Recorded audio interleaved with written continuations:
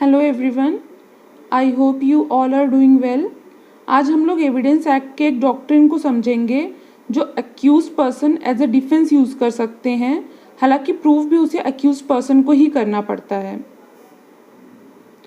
तो हम बात कर रहे हैं सेक्शन 11 प्ली ऑफ अलिबाई की, यानी अन्यत्रता का सिद्धांत। अलिबाई का मतलब होता है एल्सवेयर या समवेयर एल्स, मतलब अन्यत्र उपस्थिति या कहीं और उपस्थिति। तो सेक्शन 11 क्या कहता है? Section 11 of Indian evidence act, according to section 11 of the act, when facts not otherwise relevant become relevant, facts not otherwise relevant are relevant first if they are inconsistent with the fact in issue or other relevant fact, second if by themselves or in connection with other facts they make the existence or non-existence of any fact in issue or relevant fact highly probable or improbable। तो section कहता है कि facts या तथ्य जो अन्यथा relevant नहीं है वो रेलिवेंट होंगे। कंडीशन क्या है? फर्स्ट, अगर वो फैक्ट इन इशू या रेलिवेंट फैक्ट से इनकंसिस्टेंट हैं। सेकेंड, चाहे तो स्वयं वो अकेले या किसी अन्य फैक्ट के साथ मिलकर फैक्ट इन इशू का एग्जिस्टेंस या नॉन एग्जिस्टेंस हाईली प्रोबेबल या इम्प्रोबेबल यानी अति संभाव्य या असंभव बना देते हैं। इन सिंपल वर्ड्स, एलिबाई का मतलब है कि अगर कोई पर्सन किसी ऑफेंस में अक्यूज बनाया गया है और वो पर्सन उस स्पेसिफिक डेट और स्पेसिफिक टाइम पर उस जगह जहां ऑफेंस हुआ था वहां था ही नहीं, किसी और स्थान पर उपस्थित था, तो वो accused person plea of alibi का डिफेंस ले सकता है। इसको एक एग्जांपल से समझते हैं। ए को किसी स्पेसिफिक डेट पर दिल्ली में बी के मर्डर के लिए अक्यूज बनाया गया है, बट ए कहता है कि उस स्पेसिफिक डेट पर वो दिल्ली में था ही नहीं बल्कि चेन्नई में था। तो ए प्ली ऑफ एलिबाई से अपना बचाव कर सकता है, जिसमें ए को ये प्रूव करना होगा कि ए उस स्पेसिफिक डेट को दिल्ली में नहीं था और वो किसी भी तरीके से दिल्ली में हो ही नहीं सकता था, क्योंकि ए के लिए उस दिन दिल्ली में होना इम्पॉसिबल था।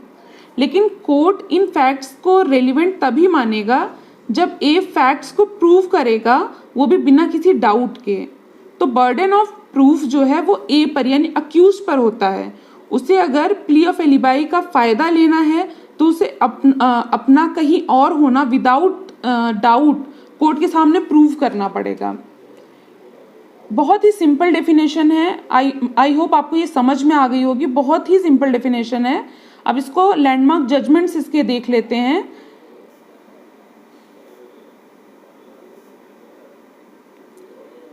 सबसे पहला जजमेंट है Dudhnath Pandey versus state of UP 1981 और state of UP versus Sughar Singh 1978।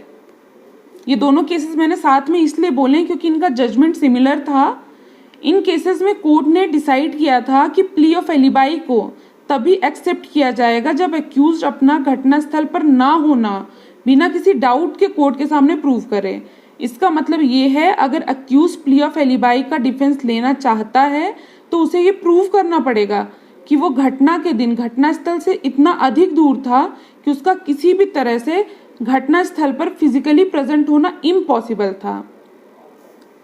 Next case है आपका Gauri Shankar Sharma versus state of UP 1990। इस केस में कोर्ट ने कहा कि अगर कोई अक्यूज्ड अपने डिफेंस में प्ली ऑफ एलिबाई को प्रूव नहीं कर पाता तो ये प्रिज्यूम नहीं किया जाएगा कि उस अक्यूज ने ही ऐसा ऑफेंस किया है, बल्कि अगर कोई accused plea of alibi prove नहीं कर पाता तो उसे गिल्टी प्रूव करने का बर्डन ऑफ प्रूफ प्रोसिक्यूशन पर ही होगा। प्रोसिक्यूशन पे हमेशा ये बर्डन ऑफ प्रूफ रहता है कि अक्यूज को बियॉन्ड रीजनेबल डाउट वो कोर्ट के सामने उसका अक्यूज का जो गिल्ट है वो प्रूव करे। तो इसमें यही सिंपल बताया गया था इस केस में कि अगर अक्यूज प्ली ऑफ एलिबाई का डिफेंस लेता है बट प्रूव नहीं कर पाता तो कहीं से भी ऐसा प्रिजम्पशन नहीं किया जाएगा कि अक्यूज ने वो ऑफेंस किया है, बल्कि जो बियॉन्ड रीजनेबल डाउट प्रूव करने का जो भार था, सबूत का भार जो था, बर्डन ऑफ प्रूफ था, वो प्रोसिक्यूशन पर ही रहेगा। नेक्स्ट केस है आपका आर वर्सेस प्रभुदास।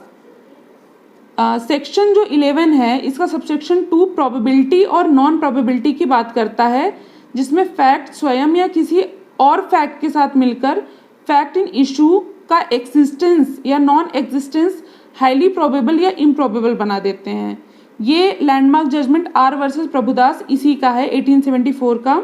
इसमें अक्यूज पर डॉक्यूमेंट्स की फॉर्जरी का चार्ज लगा था, तो इसके लिए कोर्ट ने अक्यूज के पास से मिले दूसरे फॉर्ज डॉक्यूमेंट्स को रेलिवेंट माना और माना कि फॉर्जरी अक्यूज ने ही की है। तो ये बहुत ही सिंपल डेफिनेशन थी आपकी, बहुत ही सिंपल प्रिंसिपल है प्ली ऑफ एलिबाई का। एलिबाई को एज अ डिफेंस यूज किया जाता है और एलिबाई को वही यूज कर सकता है जिसे किसी प्रकरण में अभियुक्त बनाया गया है, कोई और पर्सन, कोई विटनेस नहीं यूज कर सकता है। तो ये था आपका section 11 of Indian evidence act यानी प्ली ऑफ एलिबाई या अन्यत्रता का सिद्धांत। आई होप आपको लेक्चर इजीली समझ आया होगा।